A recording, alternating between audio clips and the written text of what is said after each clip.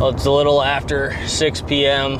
We've been busy getting stuff organized around camp. Got all the targets set up, the whole range is set up. Just got done eating some dinner, and we're gonna go check out a few spots tonight. Spots I've never been to before. Just kind of noticed them on Onyx, and we are on our way to check those out right now. Just kind of get an idea what the crops are in those areas, and see if there's any trees to hunt out of. Actually, that's kind of the struggle out here in a lot of areas, is finding a tree you can get up in, and potentially areas where we can put up ground blinds. So that's the plan. We've got a few hours here until it gets dark. Gonna see what we can find tonight. Just got back in this spot. JP and I actually sat in here a few times last year. We were chasing a buck we called Waldo. Never did lay eyes on him. Seen a few other decent deer in here, but they were planted, all these fields here were planted corn last year, which sets this piece up pretty nice because it's fairly close to a road, and we figured on a bean year these deer wouldn't be back in here and feel as safe. So with the standing corn, it's a pretty good spot, and as luck would have it, they corned it 2 years in a row. So there is standing corn exactly like it was last year. And so we're gonna go ahead and throw some feed down, some come here deer, and throw up a cell cam and see what shows up. Waldo would be a giant this year. He had to have been a 5 or 6 year old buck last year, so hopefully he's around or something else good shows up. But we're gonna get to her and keep on rolling. We're hopefully gonna check out a couple more spots yet today before it gets dark.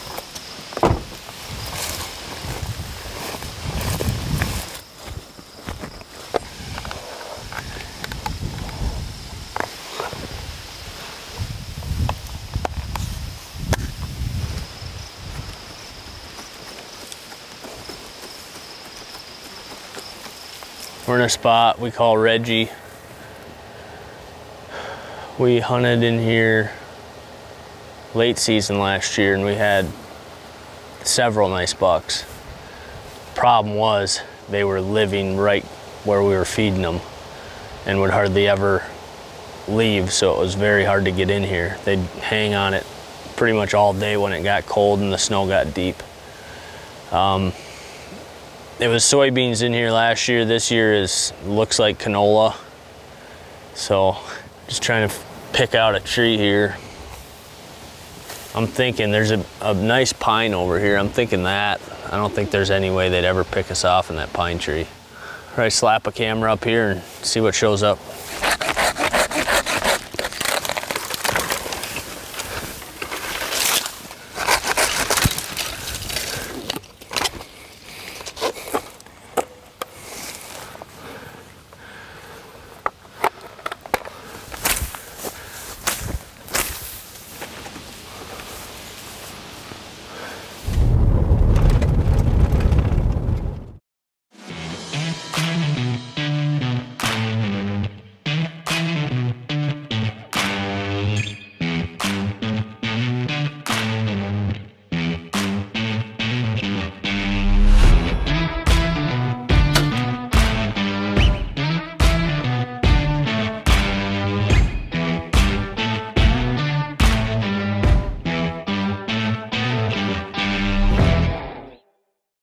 We are back at it here this morning.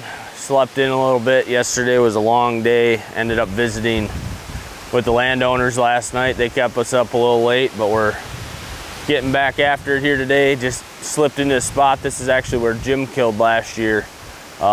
Second night of the season. We're sitting up in this tree right here. You can kind of see where we had it cleared out. And it really looks good in here again.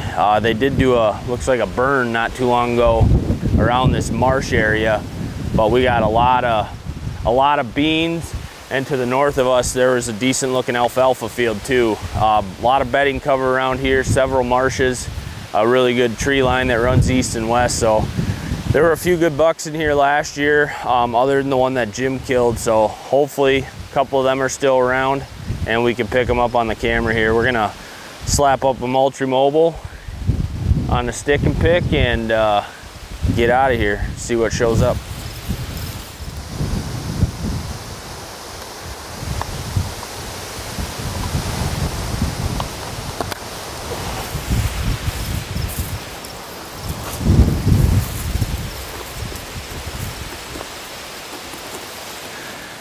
We just stumbled into a really good looking spot. It's a spot that I had pinned on Onyx, and I'd just never been over here to look at it. And we came to check it out, kind of see how it laid out. And it looks really good. We're really close to the road. We're probably only 150 yards from the road, but there's standing corn here along this shelter belt, kind of blocks the road. There's CRP here, and then to the south of us, looks like a big bedding bottom, bunch of brushy pockets, and there are some pounded deer trails with some good tracks. Walking along the edge of this corn, it looks like they filter up out of this valley, come up here and eat. We got corn here. Just down the road there is soybeans and alfalfa, so really excited about this spot. It looks good. We just picked out a tree that we can get in right here.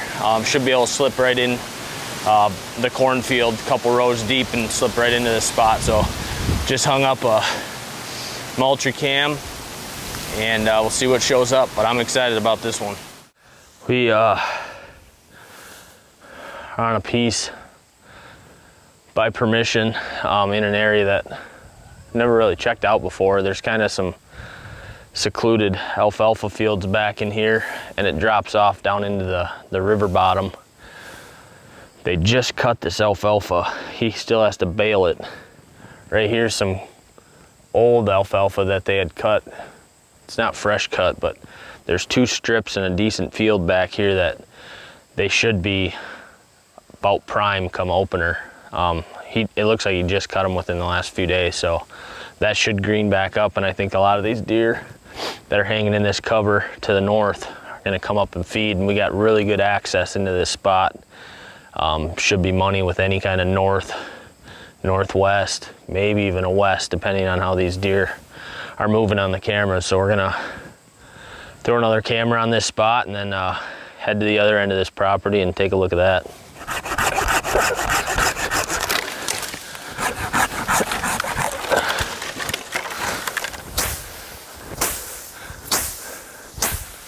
Just slapping the camera on a tree. We got Rick back here mowing down some grass with the saw. Doing good, Rick. Thanks, he says. Hurry up so we can get back to the truck and have some pop.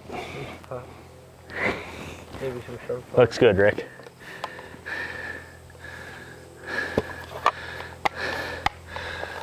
Another one down we got. Hopefully we can get 5 or 6 more cameras out today. We still got plenty of time. This spot looks pretty good. I think it could be a sleeper. It's off the river system just enough that I think we're gonna get a different group of deer coming this way than we are on the other side of the river where we're heading next. So let her soak and see what shows up. Just got done eating a pizza for lunch. Back on the road here looking for spots, setting spots up, and another piece of private that we have permission on down in this river bottom. These farmers haven't planted this bottom in row crop for as long as we've been coming out here, so 10 years, 11 years. But this year they put soybeans all the way through this bottom. This is Buster. He's a supervisor. The farmer's dog followed us back in here. But we're gonna throw we're right kind of in a little transition between bean fields. There's a little pocket of them here, and then the big field out here. So I'm assuming their deer are gonna come out of this bottom and stage up back here in this smaller field before coming out to the big one. And we're threw a little food on the ground here trying to intercept them. So got a tree we can get in. Should set up good for anything south or southwest, I'm thinking. So we'll throw a camera up and see what shows up. That's it, you nailed it.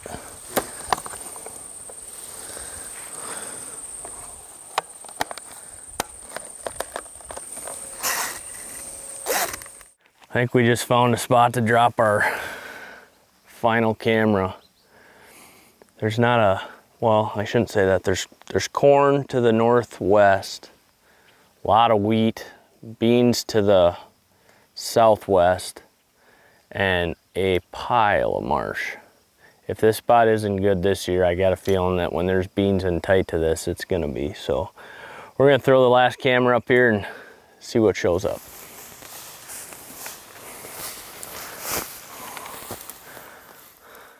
All right, it's August 20th here today. We are up at my dad's property right now. We've been up here the last week or two, kind of doing some traveling and family stuff, and we're going to be heading back to Iowa here tomorrow. So this is kind of our last day of getting stuff done up here. But we're going to go, we got some winter wheat and some bucket, double trouble, and we're going to go into some of these plots that we got in the woods, fill in some of them with some rye, and then go into some of the other plots where some of our turnips and rape either didn't come up, or we've actually got a couple of them where turkeys and deer are actually hammering them pretty good already. So we're going to go back in and broadcast a second time, hopefully fill those plots in with that and a little bit of rye, and that'll be pretty much the last thing we got to do before season starts here in Wisconsin. So it's hot out today. It's like 85 up here, humid. So we're going to get in the woods here, get these 2 plots done, and then bounce over. We got 3-4 plots to do over in my dad's, and then we'll be pretty much all done for the year. So Chuck's gonna muscle that wagon in, and we'll be all good to go.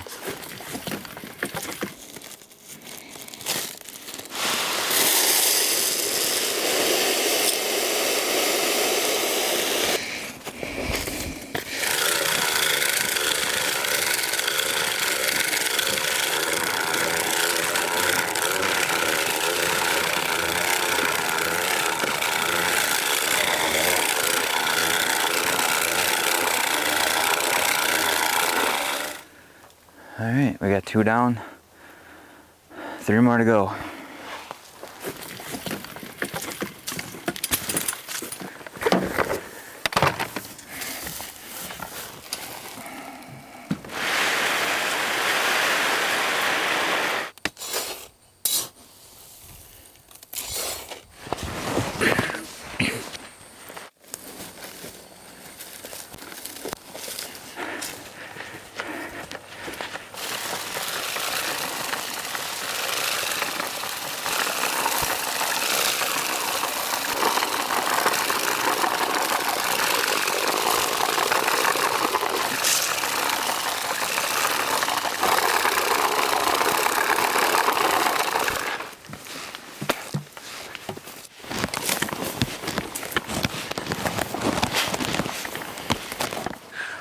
We just got to the last plot here in the woods. The last one we put a little bit of rye and double trouble in here with turnips and rape. We're gonna do the same thing here. This plot's not coming up too bad, but it's been so freaking dry here. Our plots out, our big plots, have hardly even come up. They're in pretty much direct sunlight all day, where it seems like I think the plot's just kind of fried out from the drought. But these ones in the woods that are a little bit more shaded, we have had a little bit of moisture here in the last month, but they're coming up. They're all right. I mean, they're doing pretty good, but we're gonna come in here and just fill them in more, and I think it'll help a lot, get them at least through the hunting season, draw some more deer in here. So we're gonna keep moving though, because it's hotter than the son of a gun out.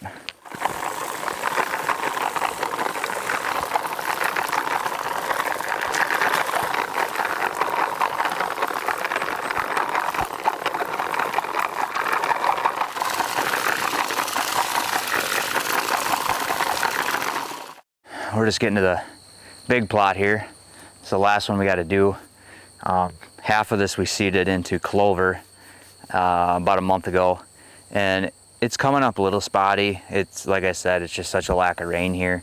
I don't really think we're going to see much reward from that until probably sometime next spring, once that seed gets a little more established.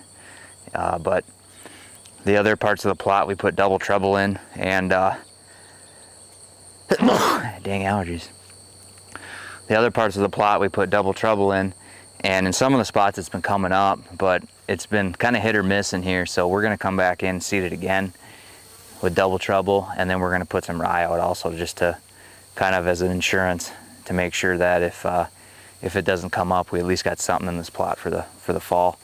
But we tried no-tilling this year, and I think it would have actually turned out fairly well if we'd have had the moisture like we normally do, but we just haven't had it this year. It's been one of the driest summers that I can remember since we started doing food plots, and usually it's completely the opposite case. Usually we're fighting having too much water, but this year's just been a 180. So we're just trying to deal with what we got here, but we got a few bags to put out down here and then we'll be all done.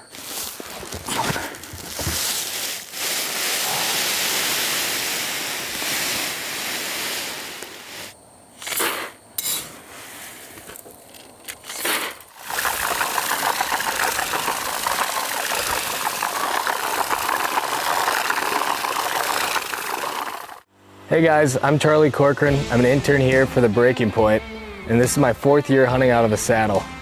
I was super excited to hear we're partnered with Tethered. Finally got my hands on the brand new lockdown saddle, which is a little different than my old Menace saddle.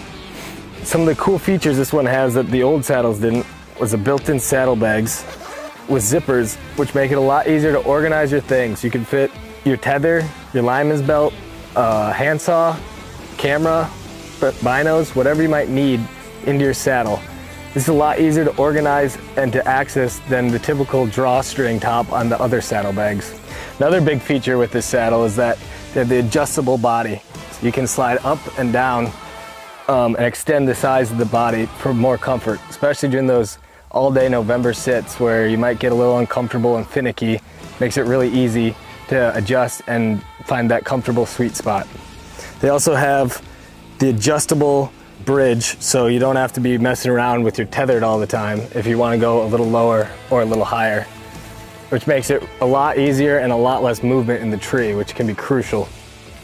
The lockdown saddle comes with a new yoke system, which is a removable suspender system designed to keep your saddle in place and prevent it from sagging when walking, which I've had problems with in the past. It also comes with the ability to attach your platform right to the back.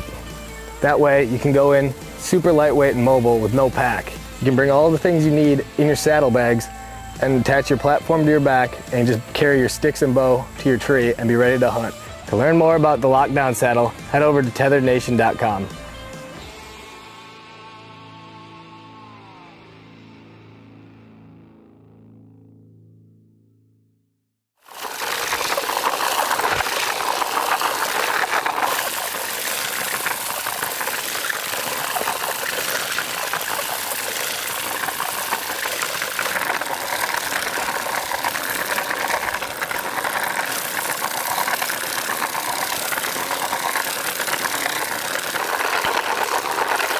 Well, we're just finishing up planting all the plots. We just got the big plot seeded. We put winter rye down. We were gonna put some double treble, but just kind of judging with how dry it's been, I think we're gonna pass on it, to be honest. This ground here is pretty rock hard and they're not calling any rain in the near future, so I think we'd be just wasting seed if we do that. The only way I think it would actually take off is if we got a grain drill, and we don't really have access to that right now. So we're just gonna roll with the winter rye here. That should come up with any sort of moisture we get, and we should be good to go. But clover's looking good. We just need to get it mowed once more before season, and I think we'll be in good shape. But we just gotta pray for some rain because we need it bad here. But everything's pretty much ready. We're ready to hunt. So not sure when we're gonna get out here. There's a chance we might get out here sometime in September or in October. But the main part of my hunting here in Wisconsin this year won't be till probably later part of October. So it'll be a little bit different than years past.